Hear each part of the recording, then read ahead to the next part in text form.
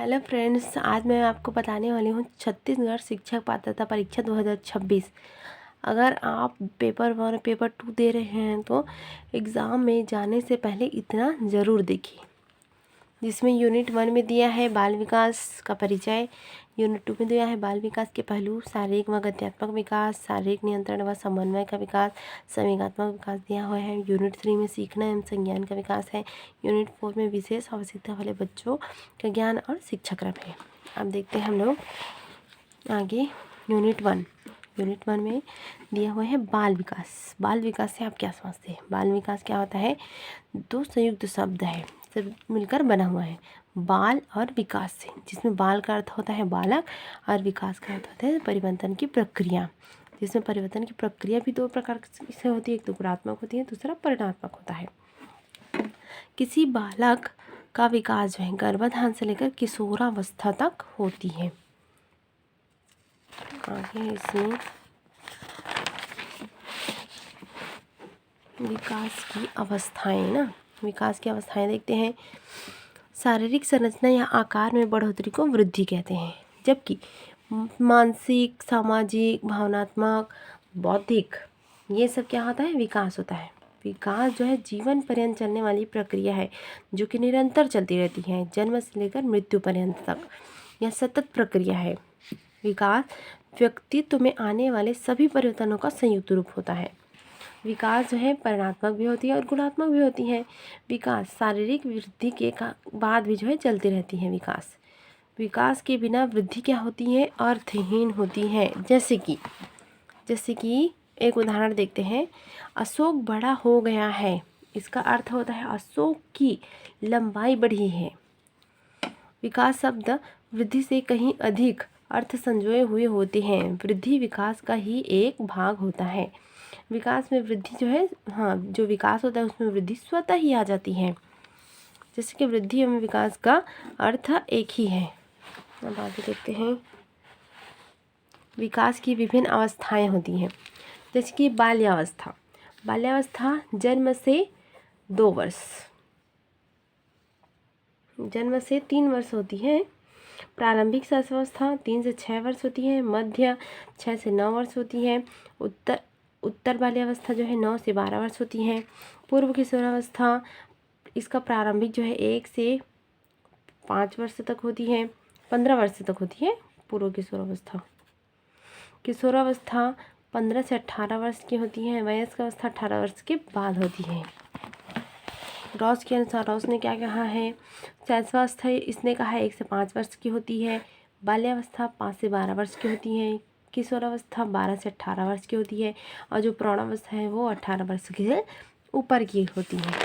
अब आगे देखते हैं हम लोग मानव विकास की अवस्थाएं। अब मानव विकास की अवस्थाएं कैसी होती हैं? 3 प्रकार से बांटे हैं इसको, मानव विकास की अवस्थाएं को। एक तो गर्भावस्था, शैशवावस्था है। गर्भावस्था क्या है? गर्भधान से शिशु के जन्म तक होती है गर्भावस्था। ये 9 माह होती है। 9 माह को 280 दिन भी कहा जाता है।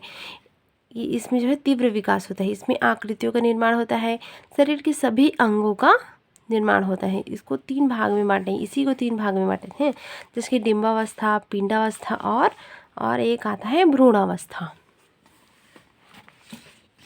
पिंडावस्था और भ्रूणावस्था, जिसमें डिम्बावस्था क्या है? गर्भधान से 2 सप्ताह तक होती है। इसमें आकार अंडे के समान होती है, जो कि नालिका में तैरने लगती है। गर्भनाल के द्वारा क्या होते हैं? माँ के रुधिर प्रवाह में डिम्ब अपना आहार जो है प्राप्त करता है। अब पिंडावस्था में तीसरे सप्ताह के 2 महीने के अंत तक को कहते हैं। गर्भपिंड में मानव आकृति, गर्भपिंड बनता है, उसमें मानव आकृति धारण कर लेता है। विकास की गति इसमें तीव्र होती है। 6 सप्ताह में जो शिशु का धड़कन है वो धड़कने लगता है। भ्रूणावस्था 3 से 9 माह की होती है। इसमें नवीन अंग का विकास तो नहीं होता, लेकिन जो पिंडावस्था में जितना बढ़ना रहता है उतना ही इसमें आगे इसका क्रिया होता है। अब देखते हैं शैशवावस्था जन्म से 5 वर्ष की मानी जाती है, बट ये जन्म से 2 वर्ष भी दिया रहता है कहीं कहीं। बालक निर्माण हाँ, इसमें शैशवावस्था में क्या होता है, बालक का निर्माण काल भी कहते हैं इसको। परिपक्व रहता है, दूसरों पर निर्भर रहते हैं। इसमें प्रेरक क्या होती है, सुख की चाह होती है। इसकी विशेषता क्या क्या होती है देखते हैं।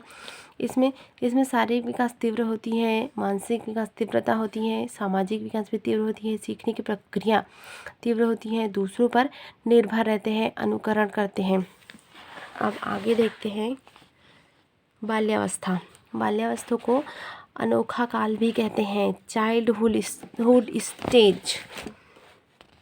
इसमें देखते हैं, इसमें मित्र बनाने की इच्छा जो है प्रबल होती है बाल्यावस्था में। बाल्यावस्था की जो है सबसे बड़ी विशेषता संग्रह करने की प्रवृत्ति होती है।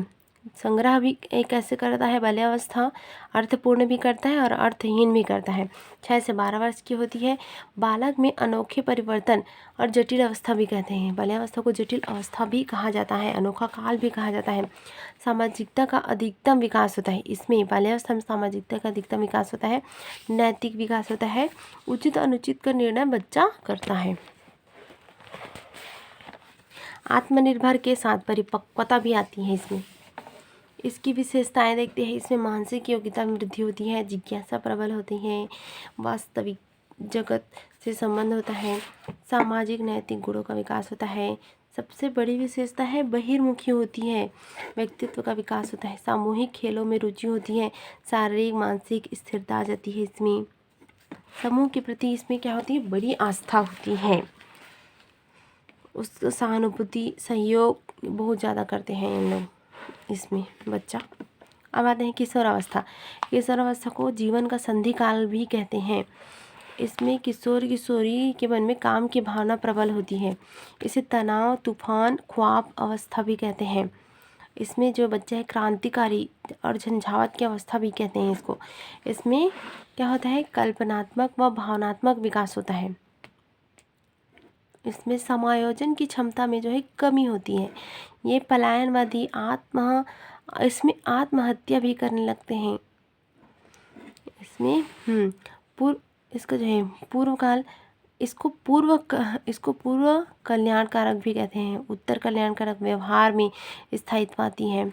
इसकी विशेषताएं, ईश्वर व धर्म में आस्था नहीं रखते, रुचियों में जो है रुचि इसकी कम होती है। इसमें काम शक्ति परिपक्वता आती है, स्वतंत्रता विद्रोही होते हैं। अब आगे देखते हैं हम लोग प्रौढ़ावस्था के बारे में। प्रौढ़ावस्था जो है ये संघर्ष समस्याओं का सामना करते हैं प्रौढ़ावस्था में। इसको बोलते हैं व्यवहारिक जीवन की अवस्था भी बोलते हैं। इसमें आत्मनिर्भरता के प्रति जो है झुकाव ज़्यादा आ जाता है। पारिवारिक व गृहस्थ जीवन भी कहते हैं इसको। सामाजिक व्यवसायिक क्षेत्र में उत्कृष्ट अवस्था होती है। इसमें कल्पना नहीं होती है, वास्तविक जीवन की अंत क्रिया होती है। ये सबसे अधिक विकास की अवस्था प्रौढ़ावस्था में ही होती है। आप देखते हैं वृद्धावस्था, 60 वर्ष को बोलते हैं ओल्ड स्टेज। अत्यधिक संवेदनशीलता होती है। इसमें उत्तरदायित्व जो है ख़त्म हो जाती है। इसका लक्षण क्या होता है, शारीरिक क्षमता का कमज़ोर होना, स्मरण शक्ति के कम होना, मतलब याददाश्त खोने लगता है। इसमें समायोजन का अभाव होता है। इसमें बीमारी, शारीरिक व मानसिक परिवर्तन होने लगता है। इसमें क्या होता है, उच्च तनाव, उच्च रक्तचाप, ज्ञानेंद्रियों तथा कर्मेंद्रियों में क्या हो जाती है, कमी आने लगती है जब वृद्धावस्था आती है तो। अब आगे देखते हैं हम लोग विभिन्न अवस्थाओं में बालक का विकास कैसे होता है। बालक का सामाजिक विकास, नैतिक विकास, संवेगात्मक विकास, मानसिक विकास, शारीरिक व गामक विकास। आगे देखते हैं हम लोग सामाजिक विकास कैसे होता है बालक का। जो सोरेनसन और हरलॉक इसने क्या कहा है, सामाजिक विकास से अभिप्राय सामाजिक संबंधों की परिपक्वता प्राप्त करने से है। सामाजिक बुद्धि एवं विकास से तात्पर्य अपने साथ और दूसरों के साथ भली भांति चलने की बढ़ती हुई योग्यता से है। सामाजिक विकास होता क्या है, सीखने की प्रक्रिया है। समूह के स्तर, परंपराओं, रीति रिवाज, एकता, मेलजोल, सहयोग, इससे जो है सीखता है बच्चा। सहसा सामाजिक विकास कैसे होती है, सामाजिकता से परे रहते हैं इसमें बच्चे तो। शारीरिक विकास, शारीरिक आवश्यकताओं की पूर्ति होती है। व्यक्तियों तथा वस्तुओं में अंतर समझते हैं। बाल्यावस्था में सामाजिक विकास, समायोजन और गिरोह बनने की क्षमता होती है। किशोरावस्था में सामाजिक विकास के तहत समूह बनाने की कोशिश करते हैं। लिंग संबंधी चेतना का विकास होता है। विशेष रुचियाँ इसमें जागृत होती हैं। अब आगे देखते हैं नैतिक विकास। नैतिक विकास का प्रारंभ प्रयत्न एवं त्रुटि से है। इसके पश्चात अमूर्त भाषिक रूप में नैतिक संकल्पनाएं होती हैं। ये है मॉरल डेवलपमेंट। बच्चों में मूल्यों विकास नैतिक संकल्पना की भावना होती है। इसमें बच्चे कहते हैं समाज में कुछ कार्य गलत भी है, कुछ कार्य सही भी है। इसको बच्चा जो है समझता है। इसमें बच्चों में ईमानदारी, सत्यनिष्ठा, निश्चलता ये सब आने लगती है। अब आते हैं संवेगात्मक विकास। क्या होता है? Emotional development. इसमें ये बच्चा क्या करते हैं? आवेशों को प्रदर्शित करता है, जैसे कि भय, क्रोध, घृणा, वात्सल्य, करुणा, आश्चर्य आदि। संवेगात्मक व्यवहार कैसे करता है बच्चा? सहसावस्था में अस्थिर रहता है, फिर बाल्यावस्था आता है उसमें स्थिरता आ जाती है, फिर किशोरावस्था में अधिक उग्र हो जाता है बच्चा। प्रभावित क्या क्या करते हैं? वंशानुक्रम, स्वास्थ्य, मानसिक योग्यता, परिपक्वता, वातावरण, ये सब इनको प्रभावित करते हैं। अब आगे देखते हैं मानसिक विकास कैसी होती है।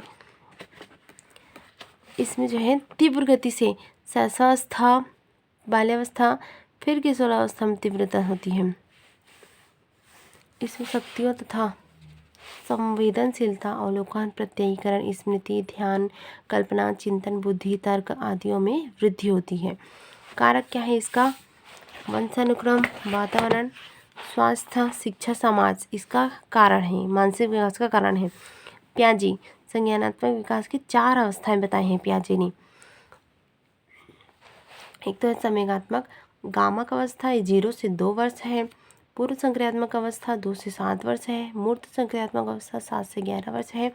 और अमूर्त या औपचारिक ये 11 वर्ष से ऊपर है। ठीक है, इसमें ये पियाजे की विशेषता है संगठन और अनुकूलन भी है।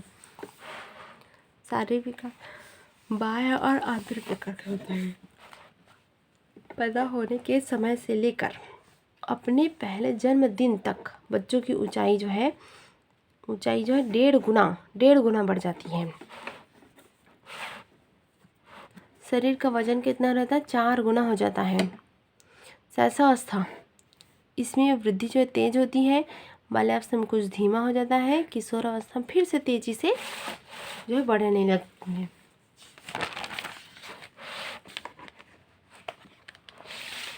देखते हैं गामक विकास। गामक विकास क्या होता है? गामक क्रियात्मक योग्यता है ना, ये बच्चों के साला पूर्ण जो है वर्ष गति। हड्डियाँ, इसमें क्या होती है? हड्डियाँ मुलायम हो जाती हैं, शरीर लचीला हो जाता है, नए नए कौशल सीखते हैं। विकास को प्रभावित करने वाले कारक क्या क्या होते हैं? वंशानुक्रम, वातावरण, वृद्धि, लिंग, अंतःस्रावी ग्रंथि है और जन्मक्रम है। भयंकर रोग व चोट है। शुद्ध वायु एवं प्रकाश है। वंशानुक्रम, हेरेडिटी किसको कहते हैं? ये गर्भधारण के समय यह पैतृक गुण है ना। बालक वृद्धि एवं विकास में जो है वंशानुक्रम का प्रभाव पड़ता है। पैतृक गुण पीढ़ी दर पीढ़ी जो है हस्तांतरित होती रहती है। वंशानुक्रम किसको प्रभावित करते हैं? बालक के कद को, आकृति, बुद्धि को, चरित्र को। चरित्रहीन माता पिता के बालक जो है चरित्रहीन ही होते हैं। वातावरण, शैशवावस्था, जीवन दर्शन, शैली, स्वरूप, स्कूल, समाज, पड़ोस तथा परिवार से वातावरण देखते हैं। बुद्धि, इंटेलिजेंट कहते होते हैं। कुशाग्र बुद्धि वाले बालकों को मानसिक व शारीरिक विकास मंद बुद्धि वाले बालकों की अपेक्षा जो है तेज होती है। शीघ्र बोलने व चलना, प्रतिभाशाली बालक 11 माह में सीखता है। सामान्य बुद्धि वाले बालक 16 माह की आयु में सीख जाता है। मंद बुद्धि के बालक जो है 24 माह की आयु में सीखता है। लिंग, जन्म के समय बालकों का आकार जो है बड़ा होता है, किंतु बाद में बालिकाओं की शारीरिक विकास की गति जो है तीव्र हो जाती है। अंतःस्रावी ग्रंथियाँ, रस स्त्राव भी कहते हैं इसको। ठीक से रस का स्त्राव ना होने से तो क्या होता है? बालक का विकास जो है रुक जाता है। उदाहरण के लिए जैसे गल ग्रंथि से स्त्रावित रस थायरॉक्सिन बालक के कद को प्रभावित करता है। इसके स्रावित न होने पर बालक क्या हो जाता है, बौना हो जाता है। आगे देखते हैं जन्म क्रम।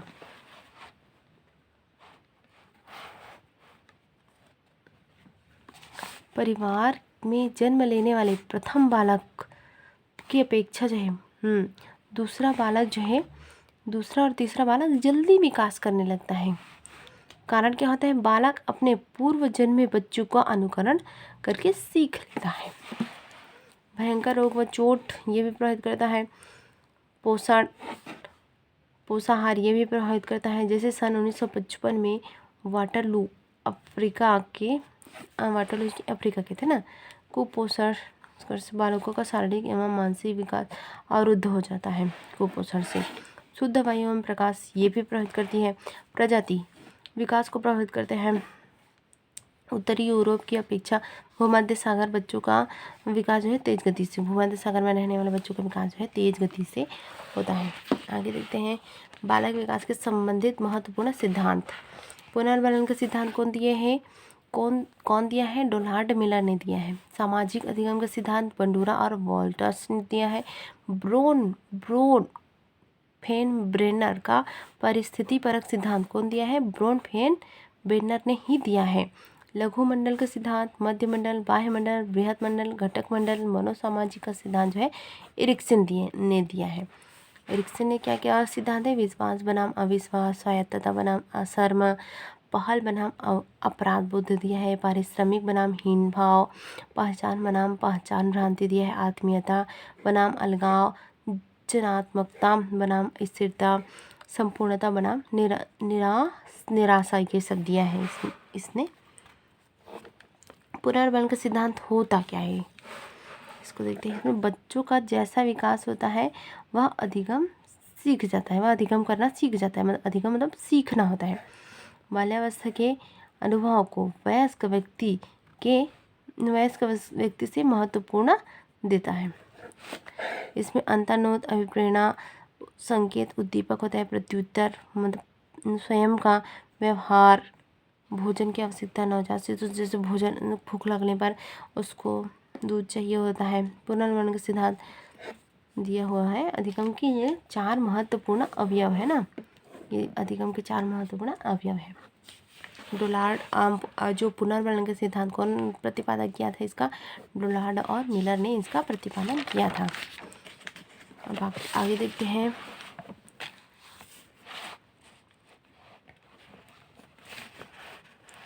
बंदूरा और वॉल्टर्स ने क्या सिद्धांत दिया था। इसने सामाजिक अधिगम का सिद्धांत दिया था।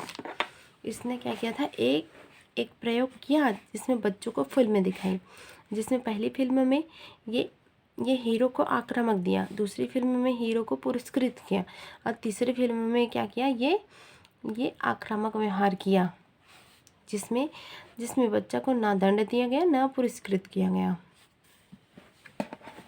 3 प्रकार से ये बच्चों को दिखाता है फिल्म।